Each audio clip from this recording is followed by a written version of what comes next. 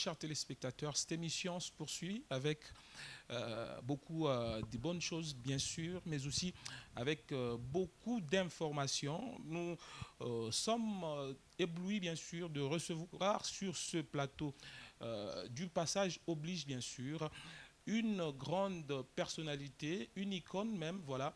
Il est pasteur, mais pas simplement pasteur, représentant légal, on le dirait ainsi, dans des termes assez clairs et aussi limpides, parce qu'il est berger de toute la communauté Nouvelle Cité de David, disséminé et éparpillé sur la planète Terre. Il est également professeur d'université, pas simplement professeur, et professeur émérite, voilà.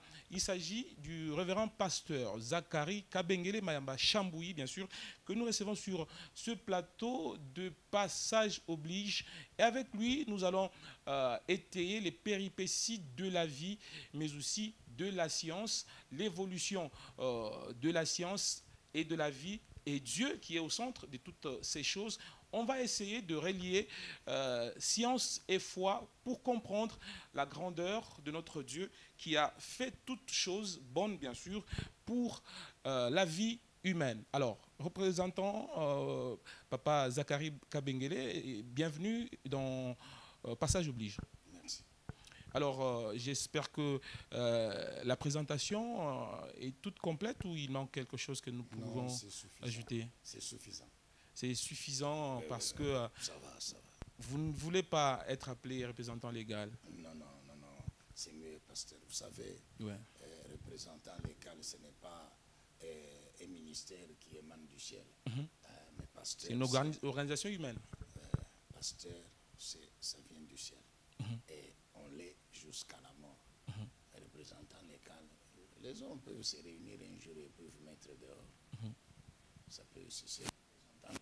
Souvent, quand vous regardez dans les statuts de toutes ces communautés, tout ça, vous trouverez qu'il y a toujours un mandat. Il y a toujours un mandat. Voilà, vous êtes quand même visionnaire de la NCD. Yes, oui, là, rien à faire, on l'est. Toujours de la part du Seigneur. Vous êtes également père de famille. Oui, bien sûr. Un père très responsable. Oui, bien sûr. Alors, comme je venais de le dire, père de famille, marié à une seule et unique femme, maman Monique Kayembe, qui a d'ailleurs adopté son nom, Monique Kabengele. Yes. Voilà, alors papa, nous allons parler avec, permettez que nous vous appelions papa dans cette émission, Très bien sûr. Très bien. Alors, nous allons parler de la science et Dieu, et de la vie, naturellement. Non, c'est mieux la science et Dieu. Voilà, science et Dieu. Oui. Est-ce qu'il y a une relation qui peut exister entre Dieu et la science? Oui, il y a une très forte relation entre Dieu et la science. Tout simplement. Pourquoi? Parce que Dieu, il est le plus grand scientifique des scientifiques. C'est fort. Parce que là où il y a la science, il y a l'intelligence. On ne peut pas faire la science sans l'intelligence. Et Dieu est cet être le plus intelligent qui ait existé. C'est l'intelligence suprême, Dieu. C'est l'intelligence suprême. Dieu, il est le plus grand scientifique en tant que créateur. Parce que la science, comme on va le voir, la science, c'est quoi? La science, c'est l'accumulation des faits, des connaissances que l'on étudie, que l'on appréhende par l'intelligence. Nous savons ce que c'est que l'intelligence. Cette faculté qui est dans le cerveau de l'homme et qui fonctionne dans l'âme, qui est une des parties de l'homme intérieur invisible. Et Dieu, il est cet être qui a une intelligence qui fait que tout ce que les hommes sont en train de découvrir aujourd'hui, c'est lui qui l'a fait. Nous allons le voir, que les hommes ont découvert beaucoup de choses. Mais il y a toujours un point d'interrogation qui arrive quelque part. Ce que nous venons de découvrir vient d'où? Qui est à la base? C'est pourquoi il n'y a pas problème, il n'y a pas d'incompatibilité entre Dieu et la science. Il n'y en a pas. Voilà, il n'y a pas d'incompatibilité entre science et Dieu. Oui. Parole du révérend pasteur Zacharie Kabengele. J'ajoute quelque chose peut-être que nous n'avons pas dit dans le préambule. Vous êtes également un géologue de renom. Oui, bien sûr. Professeur émérite à la faculté des sciences au département de géologie. Et après les études de graduat et de licence au département de géologie à la faculté des sciences, études que nous avons terminées en 1976. Depuis cette année-là jusqu'à aujourd'hui, ça fait, vous pouvez faire le calcul, ça fait bientôt 47 ans que nous enseignons la géologie, que nous faisons de la recherche scientifique en géologie. Vous comprenez? Et il n'y a pas, on ne peut pas parler de la géologie sans penser à l'univers, sans penser à l'astronomie, sans penser à la physique, sans penser à toutes ces sciences-là. Et donc vous êtes mieux placé. Oui, bien sûr, mieux placé. Non seulement ça, comme je vais encore vous le démontrer, en plus de cette connaissance scientifique que nous avons pu acquérir, nous avons la connaissance spirituelle, la révélation de la parole de Dieu. C'est pourquoi nous sommes beaucoup plus à l'aise pour faire la symbiose ou la combinaison, établir la relation entre Dieu et la science et démontrer qu'il n'y a pas d'incompatibilité entre Dieu et la science. Et qu'au contraire, la science a contribué à prouver l'existence de Dieu. C'est ce que nous allons devoir comprendre dans cette émission avec vous, papa. Et là, vous défiez déjà certaines langues qui croient qu'on ne peut pas être grand homme de Dieu et aussi homme de science. Oui, bon, c'est une erreur. Vous savez, tout est parti des philosophes, qu'on a qualifiés des grands philosophes, les penseurs, comme les Platon, les Aristote, les Karl Marx, les Hegel, Heidegger, même encore... les Bertrand Russell. Yes, plus récent, les Jean-Paul Sartre, etc. Donc tout est parti de ces gens, bien sûr, qui ont mis à profit leur intelligence pour penser, pour réfléchir sur l'origine de l'univers, sur l'existence de l'univers, ça vient d'où, l'origine de la vie sur la terre, etc. Mais le problème qu'ils ont eu, c'est qu'ils n'ont pas été humbles. Ils ont été animés, mus influencés par l'orgueil. C'est pour cela qu'ils ont tenté de démontrer qu'il y a une incompatibilité, démontrer que la religion, parce qu'il dit religion, dit croyance en un Dieu. Exactement. En un Dieu qui existe. Alors ils ont fini par comprendre que non. Tous ces gens-là qui passent leur temps dans des religions, qui croient que Dieu existe, sont des gens... faibles. Pas des faibles, mais des ignorants. Ce ne sont pas des intellectuels. C'est pourquoi on a Karl Marx, je crois, il a dit que la religion, c'est l'opium du peuple. C'est-à-dire le peuple, bon, c'est la masse, sont des gens qui ne sont pas intelligents, sont des gens pauvres. Alors, ils trouvent une consolation en allant dans des religions, en croyant que Dieu existe. Donc, en fait, c'était ça. Vous comprenez? Mais il y a eu par la suite des scientifiques, des physiciens de renom qui ont eu des prix Nobel, comme les Einstein, comme les Max Planck, comme le Robert Wilson, des grands physiciens, des astronomes qui ont fait des découvertes scientifiques et qui sont parvenus à la conclusion qu'à l'origine de tout cela, il y a Dieu. Je vous citerai plusieurs citations. Voilà. Alors, nous allons commencer par le commencement. Ok, allez-y. Au commencement était Dieu, ouais. Bien sûr. La Bible dit la terre était informe et vide. Ouais. Et aujourd'hui, on a des continents qui sont séparés par des eaux. Dieu a créé toutes choses selon la Bible. Mais il y a certains courants qui disent que les choses ont existé par elles-mêmes, par exemple. Oui, en fait, ok. Je vais vous aider. quand on parle de l'univers c'est quoi? L'univers, c'est l'ensemble de tout ce qui existe, que nous voyons avec les yeux physiques et que nos yeux physiques ne voient pas. Mais, toujours à cause de la science, on a développé ces instruments qu'on appelle les télescopes, qui peuvent voir à des milliards de kilomètres ce qui existe. Alors, c'est ainsi que dans cet univers, il y a deux groupes de composantes. Le premier groupe sont des composantes matérielles, qui ne vivent pas, qui n'ont pas la vie. C'est comme les planètes, c'est comme les étoiles, qui sont regroupées, c'est comme le soleil, qui sont regroupés dans ce qu'on appelle les galaxies. Et le deuxième groupe de composantes, ce sont tous les êtres qu'on appelle les êtres vivants, qui vivent. C'est-à-dire, premier sous-groupe, les végétaux, toutes les espèces de végétation.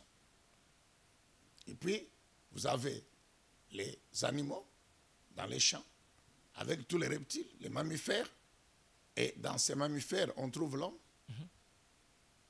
qui est au bout de la chaîne. Puis vous avez les oiseaux, vous avez les poissons dans les eaux. Donc, tous ces êtres qui respirent, animaux et végétaux, constituent le deuxième groupe de ce qu'on appelle les êtres vivants. Alors, ça, c'est ça l'univers. Alors maintenant, une question qui a préoccupé l'humanité, les hommes, le monde scientifique, c'est l'univers vient d'où? Exactement. Quelle est l'origine de l'univers? Comment cet univers, après son origine, a évolué pour présenter aujourd'hui la composition qu'il a? L'univers a évolué comment? Pour présenter aujourd'hui la composition qu'il a. Comment l'univers a évolué? Donc, il y a le problème de l'origine de l'univers. Son évolution. Son évolution, c'est dans l'évolution de l'univers qu'on parle de l'harmonie. Voilà. De cet ordre parfait qui existe depuis longtemps, que les scientifiques ont découvert. Ensuite, il y a donc problème d'origine, problème d'évolution, jusqu'à nos jours. Et ce sont toutes ces questions-là auxquelles nous allons tenter de répondre aujourd'hui. Et c'est quoi en combinant les deux. Et la science et Dieu. Et Dieu. Au travers de sa parole, bien sûr. Au travers de sa parole. Alors, nous allons commencer avec la science. Voilà. La liste des chercheurs scientifiques, elle est longue. Je vous ai tout à commencé avec les scientifiques comme les Aristote et Platon, qui ont pensé et qui ont dit que l'univers est strictement matérialiste. C'est vrai, l'univers est composé de la matière. Mais que cette matière, elle existe par elle-même. Elle est le fruit du hasard. Wow. Il faut bien noter. L'univers matérialiste existe par lui-même. Et le fruit du hasard. Cette matière est le fruit du hasard. La conséquence, c'est quoi? C'est que l'univers est éternel. Parce qu'il existe par lui-même. Ah oui. Donc, il n'y a pas un commencement. Il n'y a pas une fin. Il n'y a pas une fin. Parce que ce qui a un commencement doit avoir une fin. Exactement. Alors, comme l'univers existe par lui-même, par l'effet du hasard, donc l'univers est éternel. Et ça exclut automatiquement l'existence d'un Dieu. Qui est au départ, où le Dieu D'un vecteur. Dieu qui est la source. Donc ça exclut l'hypothèse de la création de l'univers. Ah oui. Par un Dieu ou par un être. Ça contredit directement l'entrée du premier chapitre de Genèse. Exactement. Alors, maintenant, donc, sur le plan scientifique, on a dit cela. Mais toujours les mêmes scientifiques ont évolué. Il y a eu maintenant un autre courant. Toujours des scientifiques. Vous savez, la science, c'est quoi? La science, je vous ai dit que c'est l'accumulation des faits scientifiques qui consiste en la découverte de ce qui existe. Non seulement découvrir ce qui existe. Et comprendre aussi son fonctionnement. Non, attends. Découvrir ce qui existe, mais à partir de ce qui existe, former d'autres choses. Exactement. Est-ce que vous comprenez? Oui. C'est comme par exemple le courant électrique. Faraday est parmi les scientifiques qui ont inventé cela. J'ouvre une parenthèse. Quand on parle de la science, on parle d'inventer. Exactement. Pas de la création. Pas de créer. Voilà. Non. Parce que créer, c'est quoi? C'est le domaine de Dieu. Créer, c'est faire exister quelque chose à partir du néant. Exactement. Est-ce que vous comprenez? Créer, c'est faire exister quelque chose à partir du néant. Donc, prendre quelque chose dans le néant et l'amener à exister dans le monde visible, matériel qu'on peut voir.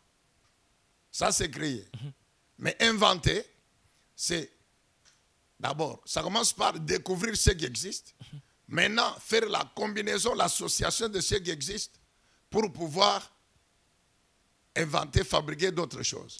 C'est comme toutes les machines, les avions, les véhicules, le courant électrique, tout ça, c'est à partir de la matière qui existe. Exactement. Est-ce que vous comprenez? Ouais. À partir de la matière, l'homme, il trouve ça, il découvre ça, et puis il utilise son intelligence pour fabriquer d'autres choses à partir de ce qui existe. Ça, c'est le domaine de la science. Très bien. Alors, je dis que la science a évolué. Elle a évolué. Premièrement, l'univers existe par lui-même. Et puis, toujours dans la découverte, ils arrivent à découvrir que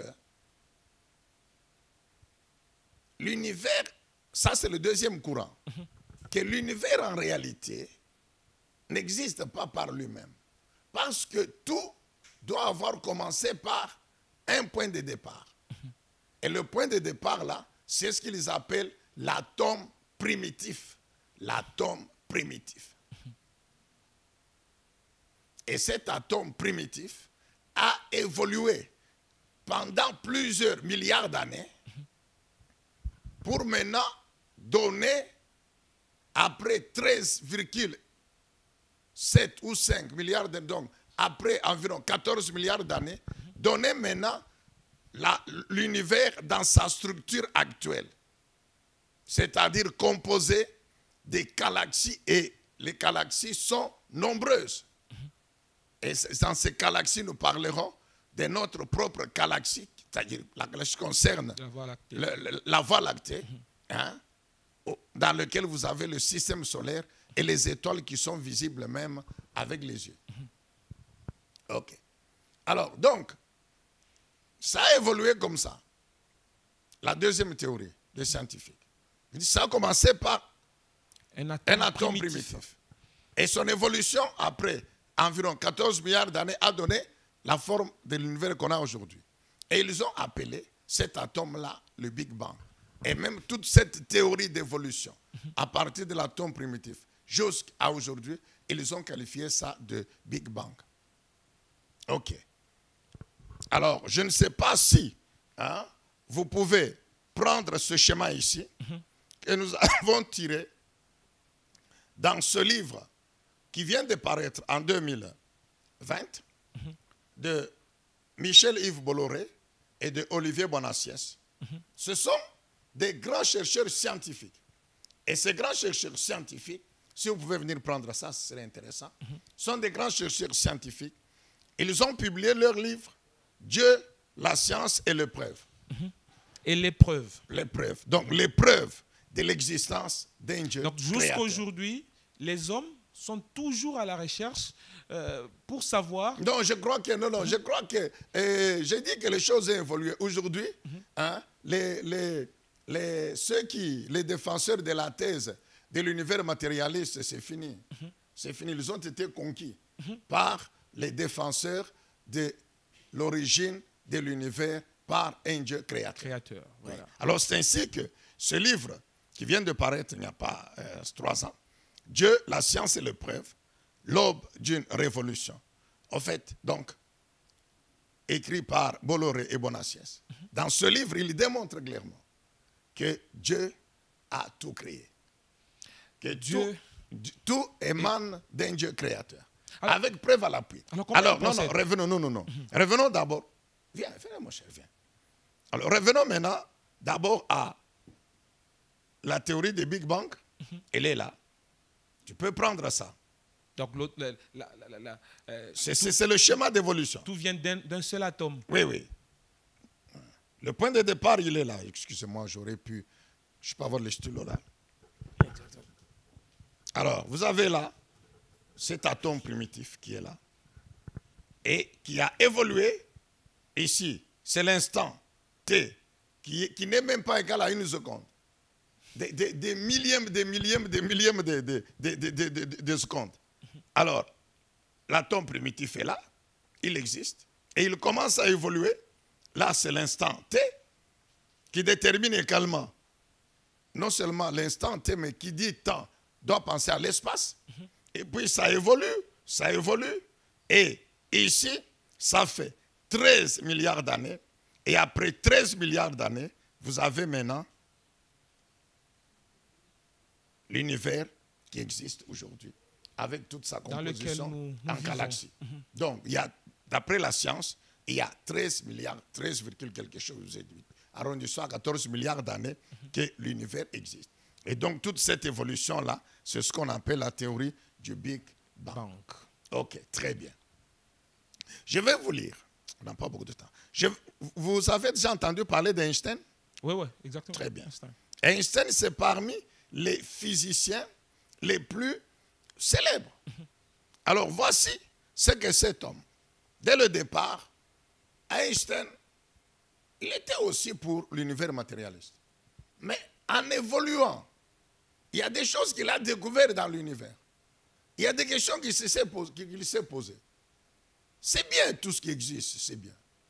Mais le point de départ, là, le Big Bang, l'atome la primitive, vient d'où? Voilà. Une question qui vaut son pesant d'or. Personne ne sait répondre scientifiquement d'où vient l'atome primitif. Ça, c'est de deux. C'est vrai, ils ont défini des lois. Vous avez des lois, par exemple, de gravitation. Vous avez des lois de force électromagnétique. Tout ça, Lavoisier, la plaque, la place, les lois qui ont été définies par Newton, etc. Toutes ces lois-là ont fini par démontrer qu'il existe une harmonie. Voilà. Il y a une harmonie, il y a un ordre. Il y a une harmonie. Et cet ordre existe depuis des millions, des milliards d'années. Cet ordre est-il le fait du hasard? Ou bien il y a une force, une puissance qui est vous comprenez? Au départ d'où viennent ces forces électromagnétiques? D'où est-ce qu'elles viennent? Qu'est-ce qui est à leur base? Elles viennent d'où? D'où viennent ces forces de gravitation universelle? Pour que les planètes, je vais vous le démontrer, les planètes puissent tourner. Sans se toucher, par exemple. Voilà, très bien, tu comprends comme quelque chose. Les planètes puissent tourner, soit animées d'un double mouvement. Et translation et de rotation autour d'elles-mêmes et de translation autour du Soleil. Alors, qu'est-ce qui est à la base de ces mouvements-là? D'une harmonie parfaite. Vous comprenez? La science ne sait pas résoudre à toutes ces questions. C'est ainsi que Einstein, à la fin de tout, voici ce que Einstein écrit. Et ça, c'est un commentaire que les deux amis du livre dont je viens de vous parler disent. Lisons. Il dit ceci. Le cas d'Einstein est particulièrement intéressant. Il n'avait reçu aucune éducation religieuse, n'avait pas de croyance et affichait même une franche hostilité à l'écart de toutes les religions. Mais son travail de scientifique, entièrement tourné vers le cosmos ou l'univers, et l'extraordinaire harmonie qu'il y a dans l'univers, vous comprenez? L'extraordinaire harmonie, ordre qu'il y a dans l'univers. Ce qu'il a appelé l'intelligence de l'univers, vous comprenez? Wow. L'intelligence de l'univers, l'harmonie qu'il y a dans l'univers, l'ordre qu'il y a dans l'univers, ces forces électromagnétiques de gravitation qui existent et qui gère l'univers, qui gère les composants de l'univers. Qu'est-ce qu'il dit? L'ont conduit à franchir l'étape du déisme, c'est-à-dire de l'existence d'un Dieu. Alors, qu'est-ce qu'il dit? Ça, c'est Einstein. Il dit, ma religion consiste en une humble admiration envers l'esprit supérieur. Vous comprenez? Donc, Einstein, un moment... Il reconnaît qu'il y a un esprit supérieur. Voilà. Un moment, il croit que Dieu existe, mais il hésite de dire Dieu. Mais il parle d'un esprit supérieur. Il parle d'une intelligence sans limite. Vous comprenez? Un esprit supérieur et sans limite qui se révèle dans les plus minces détails que nous puissions percevoir. Alors, ça, c'est le commentaire des auteurs. Einstein, l'un des plus grands savants du XXe siècle, a été mené à croire en un Dieu créateur grâce à la science. Vous comprenez? Croire en un Dieu créateur grâce à la science. C'est-à-dire, les découvertes scientifiques l'ont aidé à accepter, à découvrir que Dieu existe. Est-ce que vous comprenez? Alors, et cela en dépit de ses préjugés parfaitement hostiles à cette idée. Est-ce que vous comprenez? Donc, et c'est là que, bon, nous sommes un peu à l'aise. Vous m'avez présenté, j'ai ajouté, complété en disant que je suis non seulement professeur, mais je suis aussi pasteur. Voilà. Donc, je suis chrétien. Je suis enfant de Dieu. Donc, j'ai en moi l'esprit de Dieu qui est l'esprit créateur dont la puissance a matérialisé tout ce qui existe, donc a créé tout ce qui existe. C'est ainsi que, parce que Einstein n'a pas eu une éducation religieuse, non. Voilà. Einstein n'a pas cru, vous voyez, tous ces physiciens là-bas, c'était difficile pour eux de croire, d'être membre d'une religion. Tellement plongé. Vous comprenez? Oui, c'est ça. Parce que quand il arrive dans l'église, bon, il trouve le prêtre qui n'a pas la même connaissance scientifique que lui. Donc, non. Il trouve là les gens, comme ils appelaient, donc des gens de basse classe, tout ça, etc. Donc, Einstein n'avait pas une éducation religieuse. Mais la science et les questions qu'il a découvertes, que la science ne sait pas répondre, l'ont poussé à croire que Dieu existe. Vous comprenez? Alors maintenant, quel est l'avantage que nous avons? En tant qu'homme de science, et puis enfant de Dieu. De surcroît pasteur, d'ailleurs. Ce que nous avons est la connaissance scientifique et la révélation de la parole de Dieu. Vous comprenez? Et donc, ce qu'on dit ici, que Einstein est parvenu, grâce à la science, de croire que Dieu existe, nous sommes beaucoup plus à l'aise.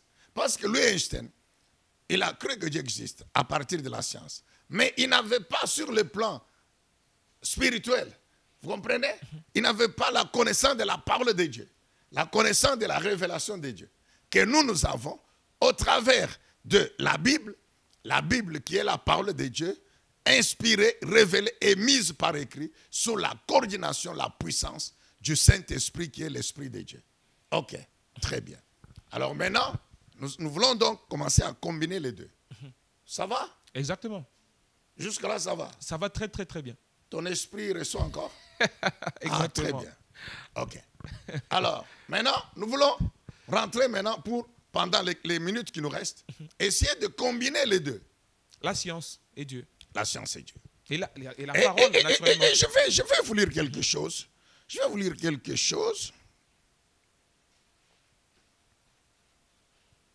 Voilà, très chers téléspectateurs, vous qui nous prenez diffusion. Voici ce que dit... Voilà. Ah, allez-y, mon cher. Nous recevons le révérend pasteur Zachary Kabengele qui parle de la science et de l'existence de Dieu, bien sûr. Alors, je vous lis un commentaire qui a été fait par une citation de ce physicien célèbre, Robert Wilson, un Américain, qui a eu le prix Nobel de physique en 1978. Vous savez que lorsqu'on donne à quelqu'un un prix Nobel de physique, c'est l'intelligence scientifique. Alors, qu'est-ce qu'il dit? Certainement, Robert Wilson dit ceci. Certainement, il y a eu quelque chose qui a réglé tout cela, qui a réglé l'harmonie dans l'univers. Ils en parlent, mais sous couvert. Il y a quelque chose qui a réglé l'harmonie qu'il y a dans l'univers. Et il continue, il dit, à mon sens, si vous êtes religieux, et c'est ce que nous sommes, selon la tradition judéo-chrétienne, suis bien ce que dit ce physicien. Parce qu'il y a déjà parfois, bon, donc lui, même la petite connaissance scientifique sur l'univers, il n'en a même pas. Il ne sait même pas la composition chimique de l'eau ici. Mais il ouvre la bouche pour parler que Dieu n'existe pas, tout ça. Vous comprenez un peu? Enfin, non, je dis, mais bon, mais c'est Robert Wilson, prix Nobel de physique. De physique. Il dit quoi? Il dit qu'il n'existe pas de meilleure théorie de l'origine de l'univers qui puisse correspondre à ce point à la Genèse. C'est fort. Vous comprenez? Et il nous introduit directement dans la Bible. Ah, voilà. Il dit qu'il n'existe pas de meilleure théorie pour expliquer l'origine de l'univers, pour expliquer sa composition, pour expliquer son évolution, depuis son origine jusqu'à nos jours. Il n'existe pas de meilleure théorie concernant l'univers, concernant toutes les questions qu'on peut poser sur son origine, son évolution, sa constitution, qui ne puisse correspondre à la Genèse. En d'autres termes, c'est le livre de Genèse bien qui présente la meilleure théorie sur l'origine de l'univers. Amen. Je croyais que les chrétiens allaient dire Amen. Non, non, dites Amen, chrétien, et acclamez le Seigneur. Non, non, mais. Alors, papa, est-ce que vous pouvez ouvrir... Est-ce que tu as dit Amen? Amen. Ah, je l'ai dit d'ailleurs. Est-ce qu'on peut... Est-ce que Daniel et la sœur ont dit Amen? Ah, ok. Est-ce qu'on peut ouvrir le registre? Maintenant, nous allons dans la théorie de la Genèse. Exactement. Pour voir qu'est-ce que la Genèse dit. Maintenant, avec notre connaissance minime de la science, nous allons essayer d'expliquer les deux. Alors, que dit la Genèse? D'abord, le livre de Genèse fait partie des 5 premiers livres de la Bible. Le Pentateuque, bien sûr. Qu'on qualifie de Pentateuque. Et ces 5 premiers livres de la Bible ont été attribués à Moïse comme l'auteur. Beaucoup de chercheurs scientifico-religieux sont parvenus à la conclusion que c'est Moïse qui a écrit tout cela. Mais vous prenez le livre de Genèse, tous les événements du livre de Genèse, ça c'est une petite parenthèse que j'ouvre, tous les événements du livre de Genèse ont précédé l'existence de Moïse sur cette terre. Il n'en a jamais vécu?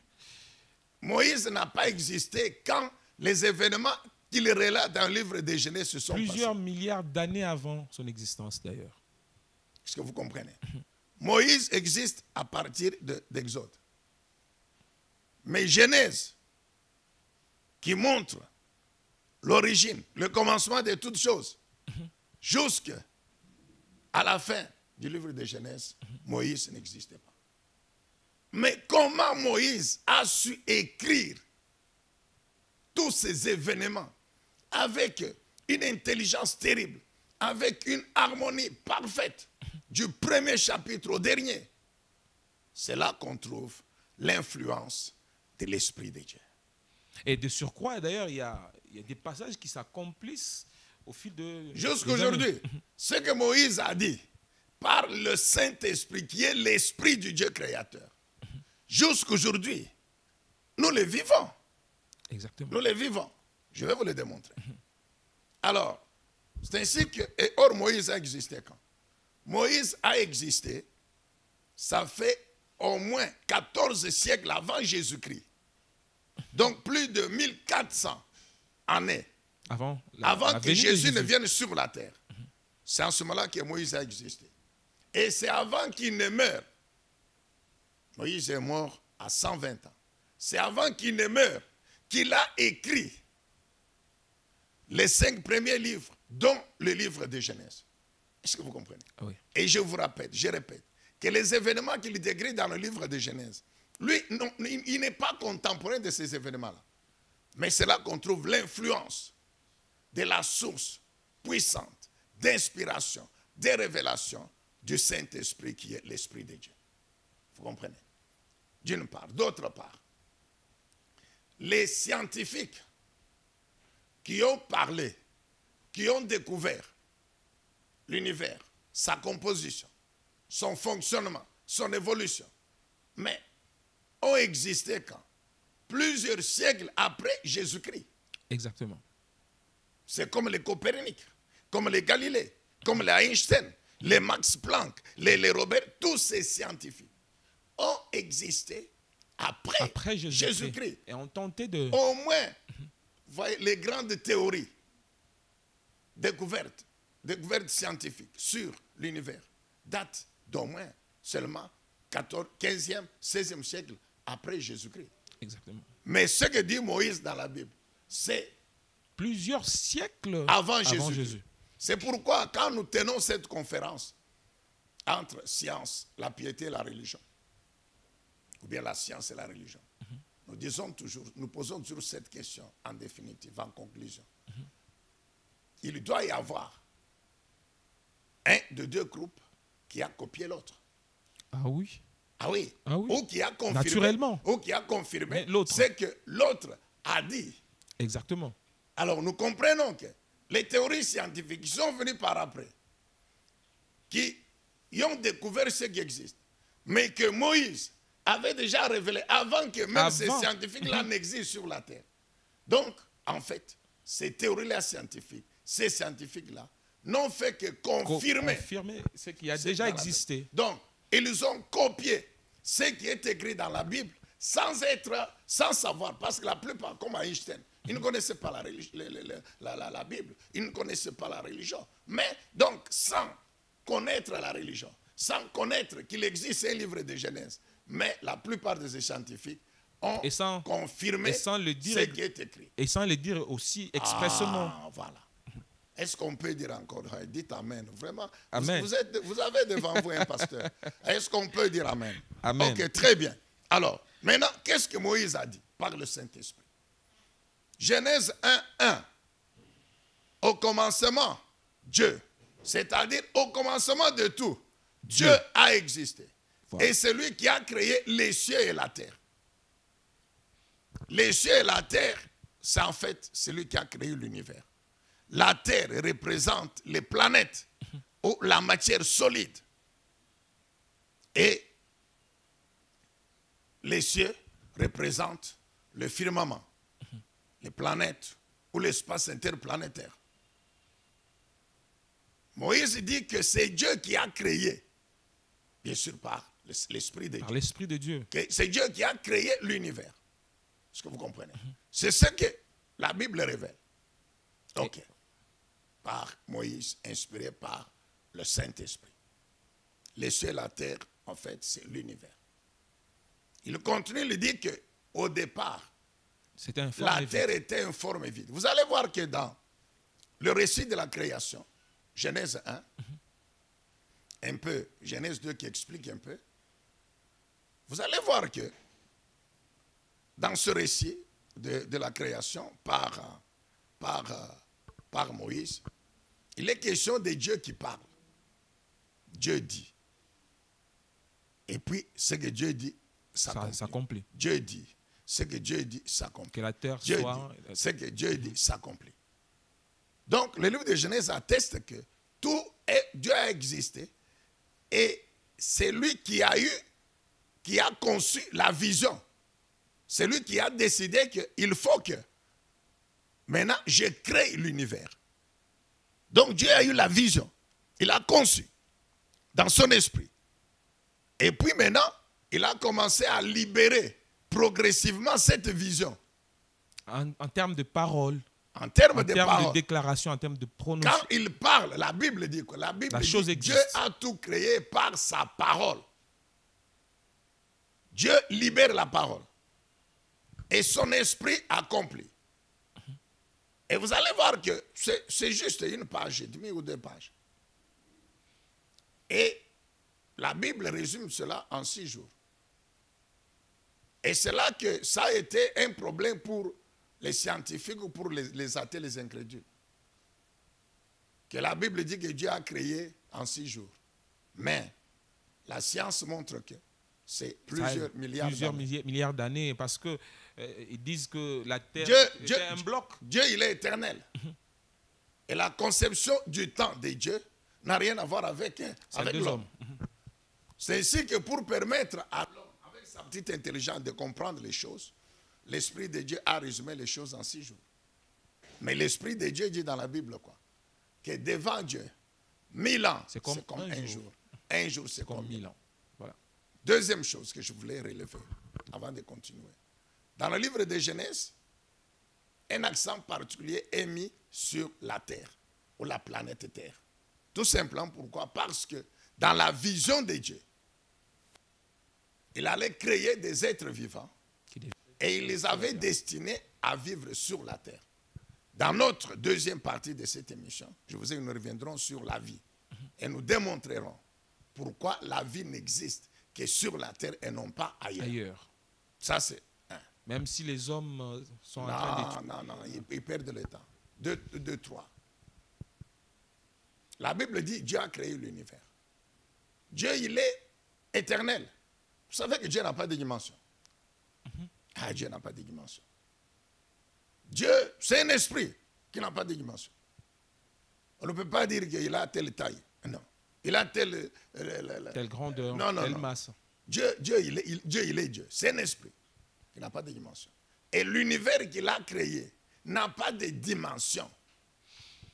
Là, il y a un problème. Tu es quand même un intellectuel, tu as étudié.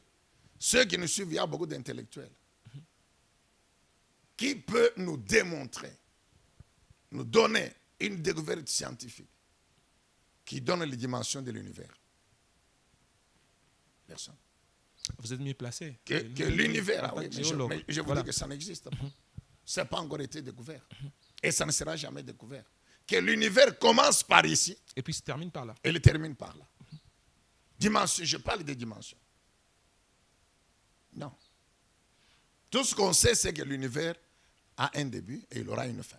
Les scientifiques l'ont découvert et même la Bible parle qu'à la fin de tout, Dieu va détruire tout ce qui existe pour créer un nouvel univers. C'est écrit dans l'Apocalypse. Ok.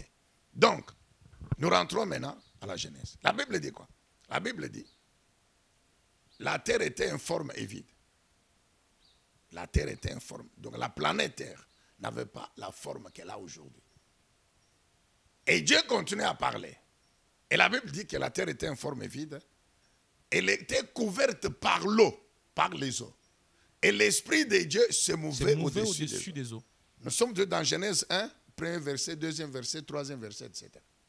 Alors Dieu dit quoi? La Bible dit, Dieu dit quoi? Dieu décide de donner à la terre une forme. Et Dieu dit que les eaux se séparent de la terre ferme.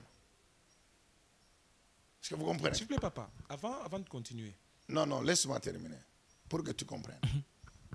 Dieu dit que les eaux se séparent de la terre ferme. C'est-à-dire que Dieu décide de donner une forme à la terre parce qu'elle n'avait pas de forme. Couverte par les eaux. Toute la planète couverte par les eaux. Dit la Bible. Ça s'explique comment? Et l'esprit, non, c'est comme ça que Dieu a créé. Il a créé la terre, il a créé l'eau. Et la terre couverte par les eaux. Et puis Dieu dit, maintenant, je vais séparer les eaux de la terre ferme. Il faut que les eaux se retrouvent quelque part et la terre ferme, que le sec ou la terre ferme paraissent. La Bible dit quoi? Dieu va appeler l'étendue des eaux mer ou océan. C'est la Bible qui a donné aux océans que nous voyons ici le nom des océans. Océan, encore mer.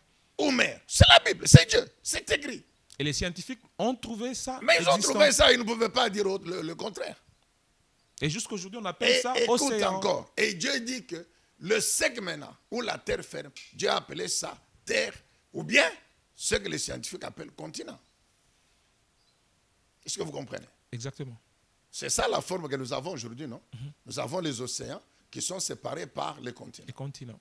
Et pour prouver que les eaux couvraient la terre, les scientifiques ont découvert que la superficie de la planète Terre et les continents et les océans, toute la superficie, ça fait 520 millions de kilomètres carrés de superficie. Et sur les 520 millions de kilomètres carrés, les océans occupent les 2 tiers. c'est la preuve que, effectivement, L'eau toute la couvrait, planète couvrait. voilà. Et laisse-moi vous dire que, souvent, les profanes ont tendance à croire que, ouais, la Terre, c'est une boule. C'est une boule. Alors, les profanes ont tendance à croire que les océans vont jusqu'au centre de la Terre. Non, non, non, non. C'est juste la fosse océanique la plus profonde. C'est au niveau de l'océan Pacifique, c'est juste 11 000 mètres, 11 km. C'est tout. Et le reste, c'est la terre ferme. C'est la terre ferme. Voilà. Ok. Alors, maintenant, ça, c'est la Bible qui dit. Alors, maintenant, dans la science, la géologie, avec toutes les théories scientifiques, est-ce qu'on peut venir me prendre à ça? La géologie, avec toutes les théories scientifiques, vous pouvez me prendre juste ça. On démontrait, filme ça, filme. On démontrait que il y a plus de 1300 milliards d'années, non, plus de 1300 millions d'années, donc plus de 1,3 milliard d'années. La planète Terre, les 5 continents étaient un bloc. Et ils étaient sous l'eau. Ça a évolué. Et l'évolution s'est terminée vers 200 millions d'années. Vers 200 millions d'années, il y a 200 millions d'années, le supercontinent a évolué et on lui a donné le nom de Pangéa. Et quand on regarde ce supercontinent, vous allez voir que déjà les continents ont commencé à acquérir la forme qu'ils ont aujourd'hui. À se disséquer, bien sûr. C'est à partir de 200 millions d'années que maintenant, les 5 continents ont commencé à pouvoir se séparer. C'est ce qu'on appelle la dérive des continents. Ce qui fait que les blocs qui étaient unis il y a 200 millions d'années dans le supercontinent Pangéa ont commencé à se séparer. C'est ainsi que si vous regardez là-bas, c'est pas très clair. Par exemple, la corne d'Afrique qui... Si vous regardez là-bas, vous allez voir que l'Amérique du Sud, qui était accolée à l'Afrique, a dérivé vers l'ouest. L'Amérique du Nord, qui était accolée à l'Europe, a dérivé vers l'ouest. Et l'espace qu'ils ont laissé a constitué l'océan Atlantique. Nous allons vers l'est. Tous ces continents ici, l'Inde qui est là, vous avez la partie là de l'Asie, et puis l'Australie, c'était accolé à l'Afrique. Ils ont aussi dérivé, vous comprenez, à partir de 100 millions d'années, vers le nord-est et l'est. Et cela a constitué l'océan Indien. Maintenant, entre l'Asie et l'Amérique, il y a eu l'océan Pacifique. Et cette évolution s'est terminée il y a une dizaine, une vingtaine, non 40, 50 millions d'années. Donc de 200 à 40, 50 millions d'années. Ça, c'est la science. Vous comprenez? Qui le démontre. Oui, et c'est vrai. Pourquoi? Parce que quand vous regardez aujourd'hui, vous pouvez coller, remettre l'Amérique du Sud au niveau de l'Afrique. Vous voyez, là où ça fait comme ça, donc au niveau de Cameroun, Nigeria, vous pouvez coller l'Amérique du Sud, le Brésil là-bas. Vous pouvez coller le Canada et les États-Unis à l'Europe. Vous comprenez? Et toujours scientifiquement, on a trouvé qu'avant 200 millions d'années, les êtres vivants, qui sont bien sûr fossilisés, en Amérique du Sud, sont les mêmes qu'en Afrique. Vous savez, la forêt équatoriale, au Brésil, c'est l'Amazonie, mais au Congo, Gabon, tout ça, c'est la forêt équatoriale. Et vous pouvez traverser jusqu'au niveau de l'Inde. Cette forêt-là continue jusqu'à... La même végétation. C'est la forêt équatoriale jusqu'à maintenant, en Indonésie, jusqu'aux Philippines, etc., Singapour. C'est la même forêt. Pourquoi? C'est la preuve qu'il y a 200 millions d'années, tous ces blocs étaient unis. Donc, la science, or, cette théorie ici d'évolution, date de quand? Mais c'est 19e siècle, 20e siècle après Jésus-Christ. Mais Dieu l'a dit fait. Avant. Vous comprenez? Donc, quand Dieu a parlé que la terre doit se séparer des eaux, les processus naturels dont lui est l'auteur ont commencé à fonctionner. Ce sont ces processus que les scientifiques ont découverts. Est-ce que vous comprenez? Donc les scientifiques ont découvert ces processus. Ils les ont décrits. Mais ils ont refusé d'aller plus loin. Ça, c'est le groupe des athées qui ont refusé d'aller plus loin. Parce qu'ils n'ont pas su répondre à la question, ces processus-là, qui ont fait que le continent... Qui l'a initié? Ces processus-là viennent d'où? Quelle est leur origine? Personne n'a aussi posé cette question-là. Maintenant, c'est le deuxième groupe de scientifiques qui ont cru, qui ont compris que non, ces processus-là qui ont fait que la planète Terre puisse évoluer jusqu'à ce qu'elle est aujourd'hui, ces processus-là, ils les ont maintenant attribués à Dieu. Et maintenant, ils ont donc confirmé ce que le livre de Genèse dit. Est-ce que vous comprenez ça? Oui. Je ne sais pas combien de minutes il nous reste. Il nous reste 3 minutes. 3 minutes seulement? Exactement. Non, je m'excuse. Ok, non. Il faut que je donne un deuxième exemple. Voilà. Toujours concernant la parole de Dieu et la science. Nous allons dans Genèse chapitre 8, verset 22. Ici, nous savons que c'est après le déluge. Noé est là, il existe. Seul avec sa famille. Dieu conclut une nouvelle alliance avec cette humanité nouvelle qui allait continuer avec Noé. Dans Genèse 8, 22, la Bible dit ceci. Dieu dit à Noé, tant que la terre va subsister, la terre, c'est la planète Terre. Dieu va établir 3 lois fondamentales. Dieu dit ceci, tant que la terre, la planète Terre va exister. 1. Le jour et la nuit existeront toujours. Ne cesseront point. 2. L'été et l'hiver, ou bien le chaud et le froid, ne cesseront point. 3. Les semailles et la moisson ne cesseront point. Mettons la dernière loi concernant semailles et moisson à côté. Prenons les deux. Mais tous nous savons que le jour et la nuit, c'est la conséquence du mouvement de rotation de la Terre autour du Soleil. Les scientifiques ont découvert le système solaire qui fait partie de la Voie lactée. Voilà. Très bien. Et la Voie lactée, le système solaire, c'est l'ensemble du Soleil avec les planètes. Et je ne sais pas si notre ami Daniel peut venir ici, toujours avec sa caméra. Vous allez voir ceci, que toujours les scientifiques, en étudiant maintenant l'évolution de la Voie lactée, ils ont découvert ceci. Ils ont découvert que tout a commencé par une boule incandescente, une condensation de matières gazeuses à haute température qui a évolué. Le centre de cette matière a constitué le Soleil que nous connaissons aujourd'hui, qui brille. Et puis, tout autour du Soleil, il y a eu maintenant la matière s'est condensée en ce qu'on appelle les planètes. Et que ces planètes sont en 2 groupes. Le premier groupe sont les planètes telluriques, c'est-à-dire constituées de la matière solide, qu'on appelle en géologie les roches, ou bien que les profanes appellent pierres. Parmi ces planètes, vous avez Mercure, et ici c'est le Soleil. C'est le Soleil, très grand. Les planètes sont des petits par rapport au Soleil. Alors vous avez premier Mercure, deuxième Vénus, 3 Terre, et puis 4 Mars. Ça sont les planètes telluriques, constituées de la matière solide. Tout ça, c'est la science.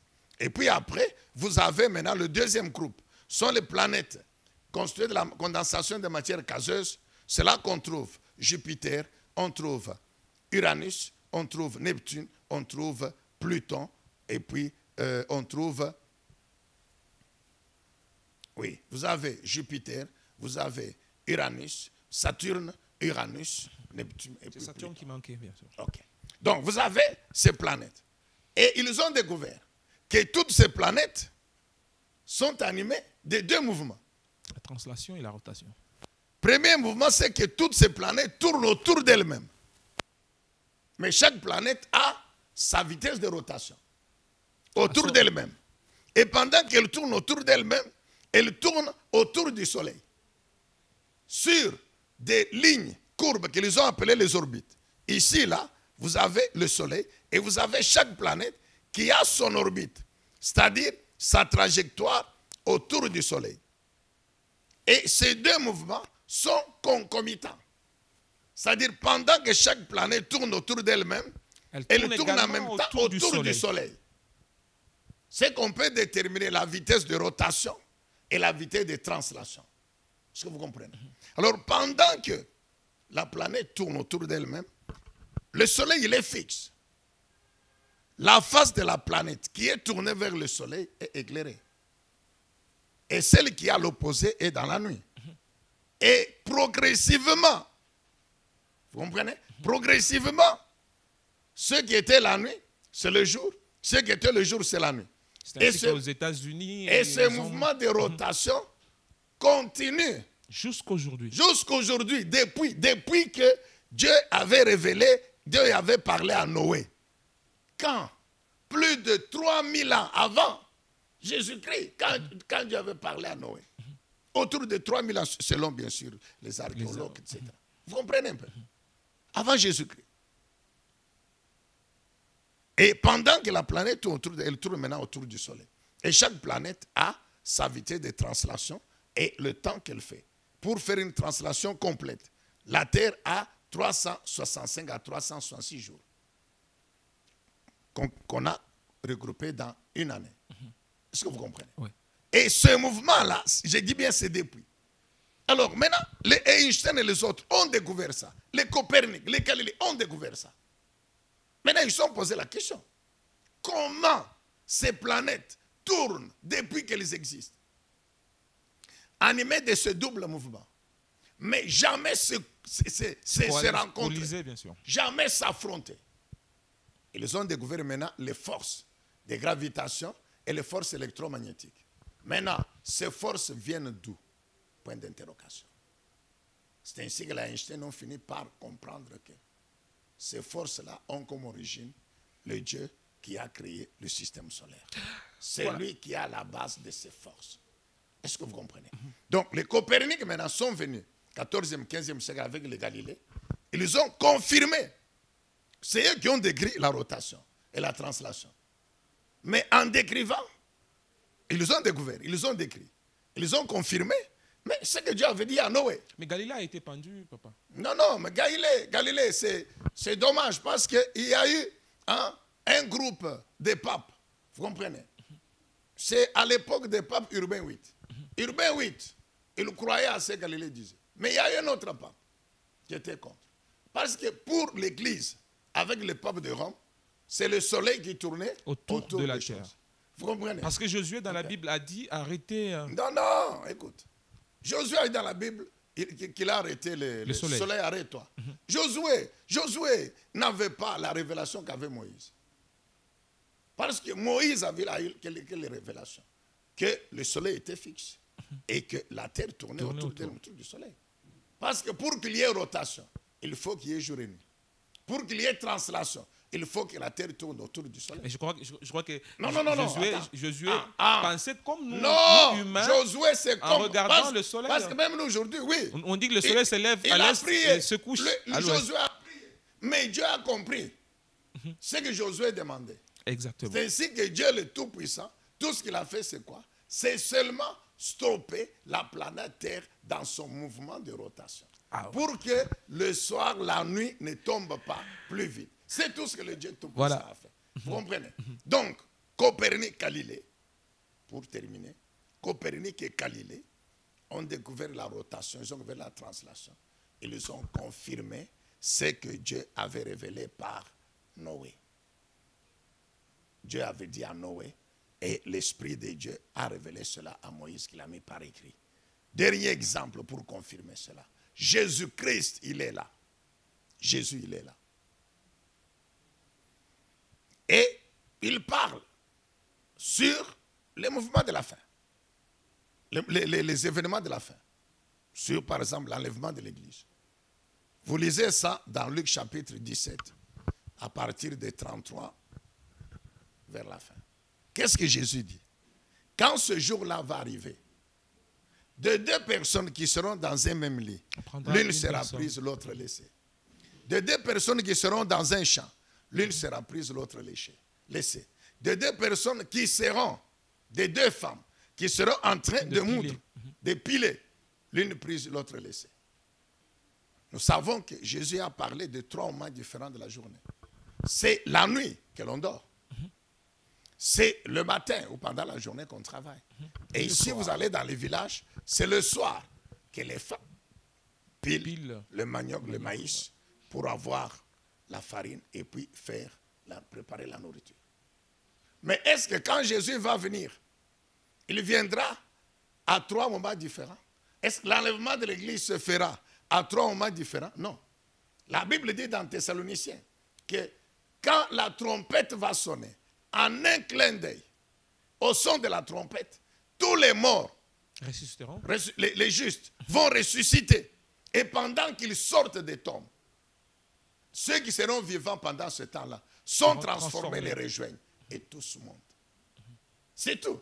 Mais comment Jésus peut parler de 3 moments différents de la journée? Parce que Jésus, en tant que Dieu créateur, il connaissait la loi de la Genèse, Genèse 8, 22.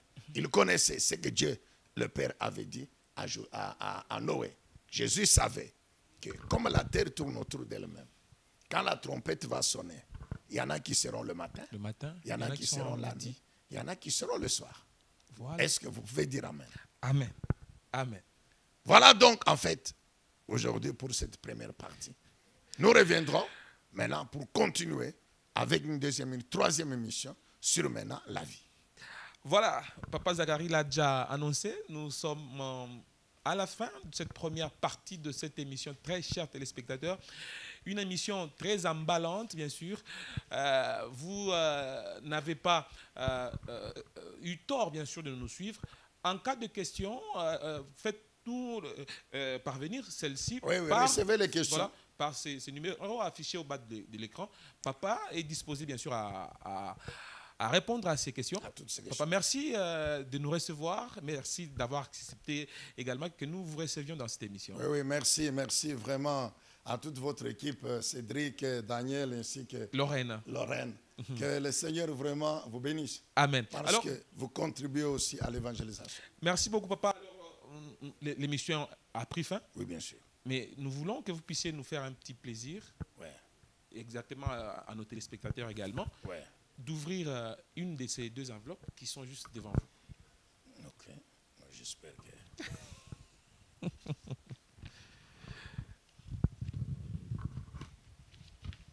Alors, qu'est-ce qui est écrit, Papa, s'il vous plaît? C'est le pasteur Pierre Kyungo. Vous le connaissez? Je le connais. Est-ce que vous pouvez parler en quelques secondes de lui?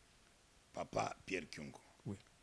Papa Pierre Kyungo, nous avons beaucoup de respect envers cet homme de Dieu. Il est parmi nos aînés dans le ministère parce qu'il a commencé le ministère pastoral avant nous.